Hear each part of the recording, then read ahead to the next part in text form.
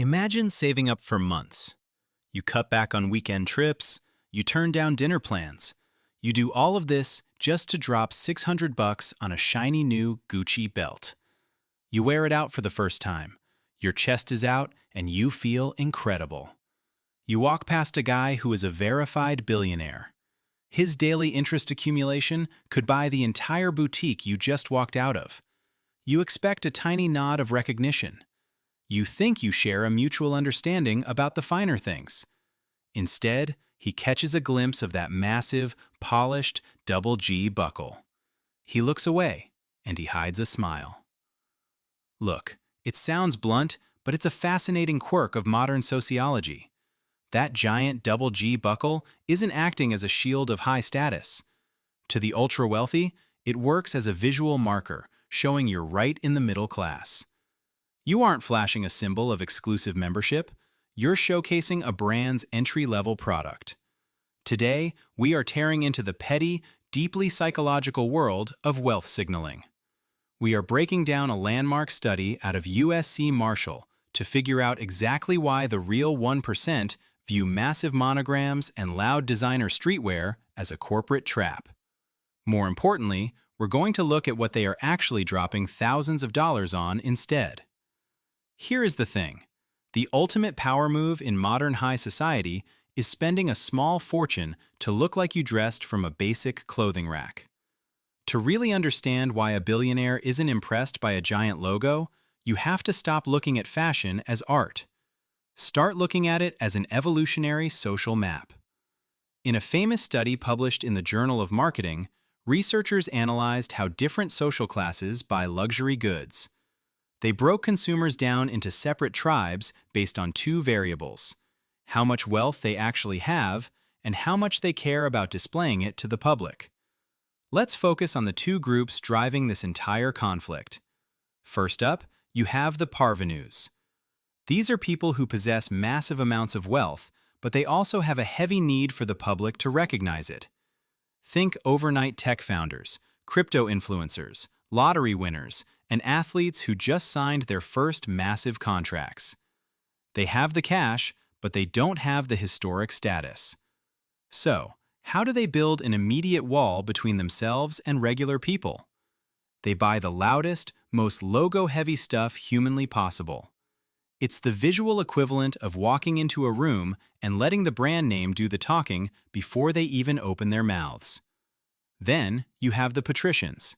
This is old money. Generational wealth, tech founders who built the quiet infrastructure of the internet, and families who own the actual land that the luxury flagship stores sit on. They have immense wealth, but they have zero desire to flex on the general public. They don't need a giant logo to feel secure because their net worth isn't tied to stranger validation. They don't care if a random person on the street thinks they are broke. In fact, most of the time, they prefer the privacy that comes with it. But the system gets complicated because of a third group, the poseurs. These are the people who don't quite have the financial means to be buying luxury, but they desperately want to be perceived as parvenus. They are the primary target for the multi-billion-dollar counterfeit industry. If you see a neon pink designer hoodie on the subway, there is a statistically high chance it came from a sketchy website that also sells fake AirPods. The poseur buys the logo because they believe the logo is a shortcut to respect. The study proved that patricians only buy luxury goods with zero visible branding. They do this intentionally. They want to signal their status exclusively to other old money elites while remaining completely invisible to everyone else. When a billionaire sees you wearing a giant, sparkling Gucci logo, they know instantly that you are either a parvenu screaming for attention or someone stretching their budget to capture it. Either way, you have explicitly signaled that you are playing a game they've already retired from. The luxury houses are fully aware of this tension, and they exploit it using a brilliant economic loop. Here is the rule. The more money you pay for an item, the less branding you actually get. Researchers went through the product catalogs of the world's biggest fashion houses. They tracked the size of the logos relative to the price tags of handbags, shoes, and sunglasses. What they discovered was a precise correlation. Within a single brand's lineup, the entry-level items have the biggest, loudest logos. Those are the ones priced specifically for the upper middle class to stretch their budgets for. A brand's lowest-priced canvas tote bag will have the brand name printed so large it can be read from across the street. The corporate executives know exactly who is buying a $700 bag. They know that person wants the world to see the logo, because without the logo, the bag doesn't signal the achievement they worked hard for. The branding is the product. But look at that exact same brand's $5,000 or $10,000 exotic leather bags. Those are tucked away in the private back rooms meant for actual ultra-high net worth clients. And the external branding vanishes.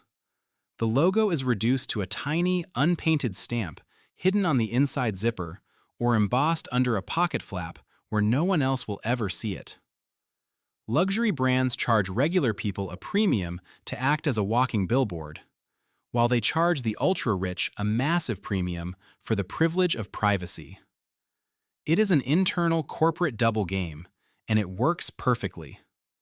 In sociology, an invisible gatekeeping signal is known as a shibboleth. It is a social cue, word, or behavior that instantly identifies whether someone belongs to an in-group. In modern fashion, these are called silent logos. Way back in the late 1970s, long before stealth wealth became a viral internet trend, Bottega Veneta ran a marketing campaign with a simple tagline: "When your own initials are enough." Decades later, when the brand changed corporate hands, the designers strictly doubled down on this exact philosophy by entirely banning external logos from their products. Instead of a logo, they rely entirely on their signature intrecciato leather. That is a highly specific, complex weaving pattern. If you do not know anything about high fashion, a Bottega bag just looks like a well-made, unbranded leather purse. You wouldn't blink twice at it on the street. But if you are in the loop, you know exactly what that weave represents. And you know it costs upwards of $4,000. Other brands rely on entirely different tactical tells.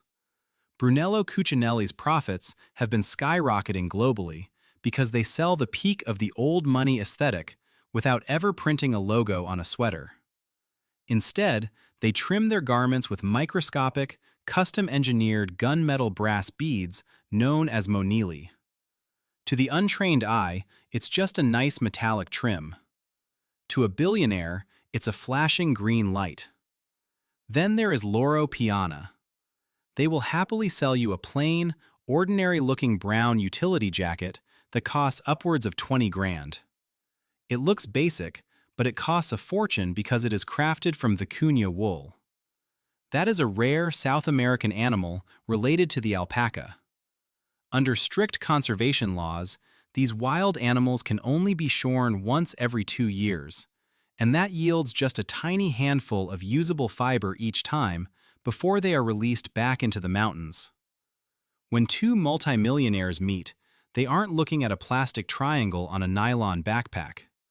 They are looking at the specific drape of the fabric and the alignment of the hand-stitched seams. Loud luxury is an amateur standing on a table, shouting into a megaphone. Quiet luxury is a whisper across a crowded, exclusive room. Economists refer to these items as positional goods. These are objects whose value is entirely dependent on how they compare to what others have, and the actual utility of the item is secondary. A basic digital watch keeps time with identical precision compared to a $40,000 mechanical luxury watch. The extra money you spend on the luxury watch isn't paying for timekeeping utility. It is paying for absolute scarcity and social positioning. When a luxury brand tries to maximize its corporate profits by scaling up production, opening hundreds of outlet stores, and selling lower-priced, logo-heavy items to satisfy mass consumer demand, they are making a dangerous short-term trade. They are trading their long-term social capital for immediate financial revenue. By making their brand accessible to everyone, the item loses its scarcity. And the moment it loses its scarcity, it loses its entire purpose for the ultra-wealthy. This dynamic creates a constant, structural cat-and-mouse game between social classes. The market catches on to a new brand, copies it, and forces the rich to pack up and move on again. We have seen this play out historically multiple times over the last few decades. In the late 1980s and early 1990s, logomania was the peak of luxury fashion. Brands like Burberry plastered their iconic checkered plaid pattern onto absolutely everything. It was on hats, jackets, scarves, umbrellas, and bags. It was a massive financial success initially.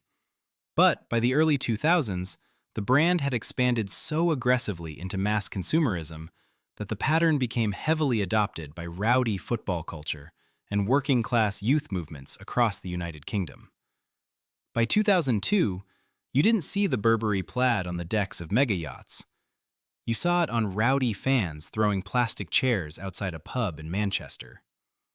The brand's elite status collapsed. Sales plummeted, and luxury department stores began refusing to stock their items. Burberry had to launch a multi-year emergency corporate turnaround strategy.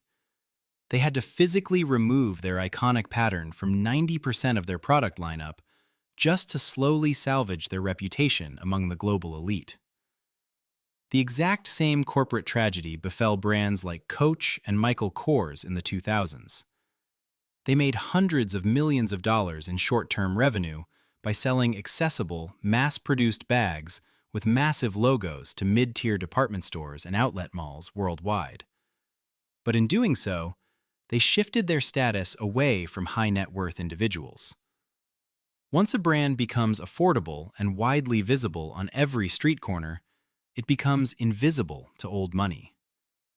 You cannot cater to the masses and maintain the illusion of exclusivity at the same time. If there is no logo to show off, what does a massive outfit price tag actually offer a billionaire? They are paying for what industry insiders call stealth quality. These are manufacturing details that are structurally impossible to replicate at a mass scale. They want fabrics woven in historic Italian mills that have been family-operated for generations. They want buttons carved from solid horn or mother of pearl instead of injection-molded plastic. They want interior linings made of pure, breathable silk rather than cheap synthetic blends. They want hand-rolled hems and double-reinforced stitching that will last a lifetime. To the average untrained eye, a tech billionaire dressed in quiet luxury looks unremarkable. They look like they grabbed a plain t-shirt and some dark jeans from a retail chain and walked out the door. But to someone else operating within that world, that outfit communicates with clarity. The subtle sheen of the high-grade cashmere, the perfect structural drape of the unstructured blazer, and the flawless silhouette of the tailoring speak louder than any neon, screen-printed designer logo ever could. Should you go home tonight, pack up all your branded designer clothes, throw them in the trash, and go thousands of dollars into debt trying to buy an unbranded $600 Loro Piana baseball cap just to prove you understand the rules of quiet luxury? Absolutely not. If you do that, you have missed the entire point, and you have simply fallen into a different, slightly more pretentious version of the exact same consumer trap. The real takeaway from all of this economic data is liberating. The entire luxury fashion system is a massive psychological game designed specifically to exploit status anxiety. The ultra-rich don't wear massive corporate logos because they already possess secure institutional status. They don't need external validation from strangers on the street to feel secure. Conversely, the middle class often wears huge logos because society has conditioned us to believe we need a visible badge of financial security. We are renting the illusion of wealth from multi-billion-dollar conglomerates who are thrilled to sell it to us.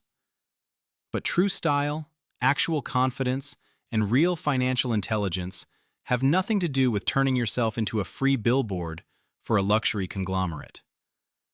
Buy clothes because you genuinely love how they fit your body.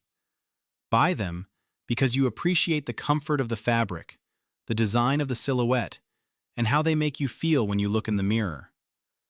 Never buy an item just to signal your bank account to people you don't even know.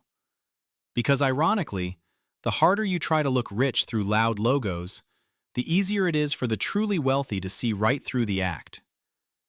At the end of the day, quiet luxury isn't some noble, artistic cultural movement celebrating pure craftsmanship. It is just a different, significantly snobbier way for generational billionaires to look down on the rest of the world while pretending they are entirely above the drama of social climbing. They aren't better than you, and they aren't more sophisticated. They are simply playing the exact same status game on a much higher difficulty setting with a completely different set of rules.